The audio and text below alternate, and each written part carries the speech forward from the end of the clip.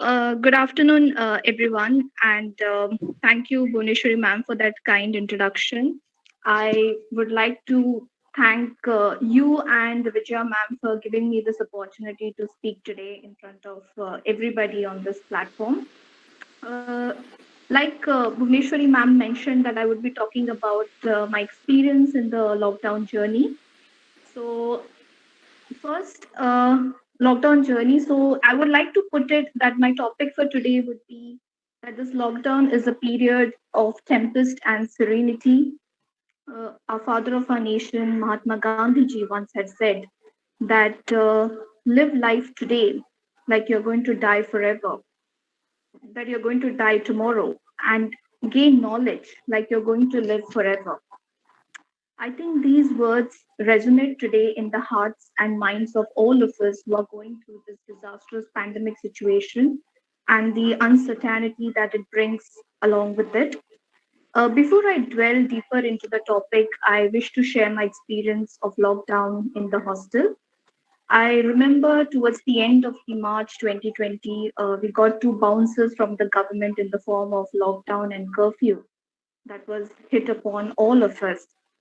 And we were around 40 to 50 girls that were locked into the hostel because we could not have the means of transportation to go back home, or in my case, our work priorities made us to stay put in the center. So, with so many hostels closing down in Mumbai, we thought that IWSA might also follow suit. But I think I have to take this opportunity, especially because I can see almost all the IWSA committee over here, to thank all of them for their exceptional concerted efforts that they have put to keep this hostel open.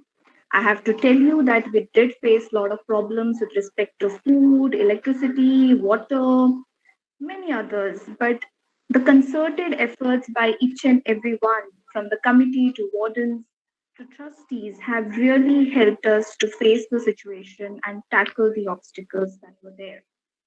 So, thank you so very much for this. For because of your concerted efforts, we could carry on our work efficiently, especially with regards to me, that I was working for an essential service and I could carry my work efficiently. And it helped us to keep us safe also.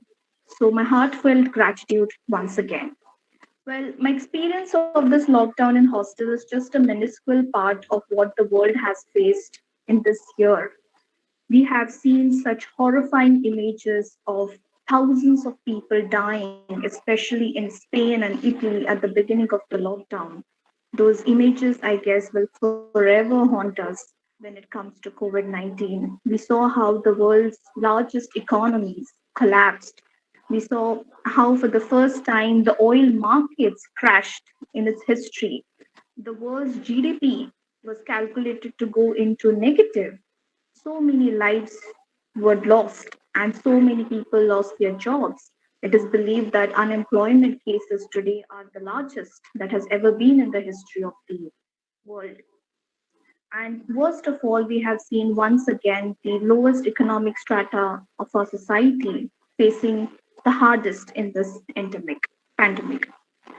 But I believe these are the hard times that brings the best out of the human beings during the situation. And we saw the concerted efforts by governments, NGOs, paramedics, doctors, police, in each and every one who came together to help curtail the situation and lead us to less disastrous consequences that we see today, risking their own lives.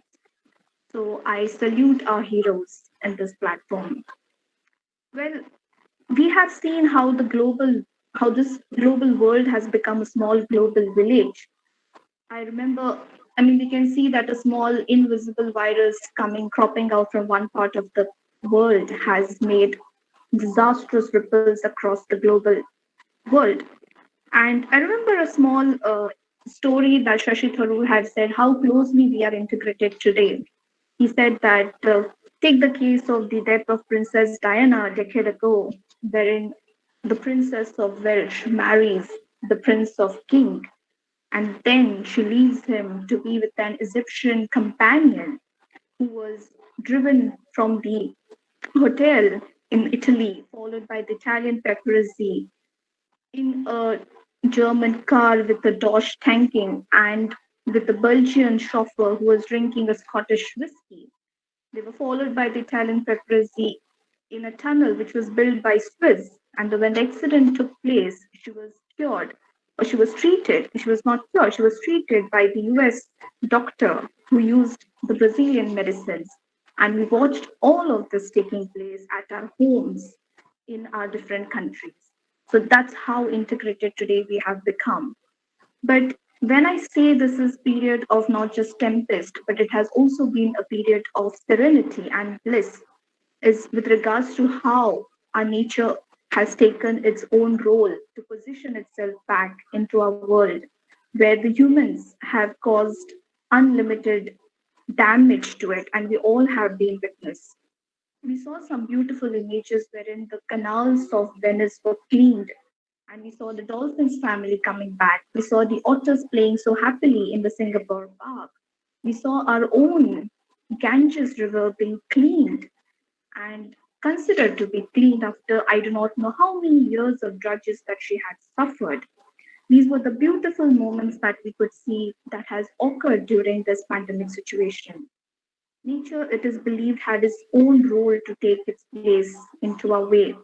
One of the famous incidents that we all know is the Chernobyl nuclear disaster that had taken place in Ukraine. And once a forested, dense forested land was converted into a very famous nuclear power plant, and its destruction has caused such a damage that the humans will not be able to inhabit it for I do not know how many years. But we see that the forest land is coming back today in its place. We see the animal kingdom, which were once thrown out from their territory, coming back today. So these are certain memories which tell us that once we try to encroach upon somebody's areas, how the nature really tries to get back to its position. So when we look today at the end of the year and want to reflect back, what is that we have learned from this entire situation? I believe that we have to learn to coexist with our mother nature. We humans considered ourselves quite superior than most species, forgetting the fact that we are one of the species in this world. Uh, Gandhiji also had said that there is enough for everybody's need and not for anybody's greed. I think it's very important times that we use concerted efforts at the community, government, NGO levels to help our Mother Nature regenerate itself and stop procrastinating issues that are important for climate change. Because if we do not do it in time, I can reflect the Einstein words in my ears ringing loud and clear when he said that I do not know how the Third World War will be fought, but I definitely know that the Fourth World War will be fought with sticks and stones. And I think that is something to really think about. So thank you once again for giving me this opportunity to speak. Thank you. Bhuvaneshwari ma'am, back to you.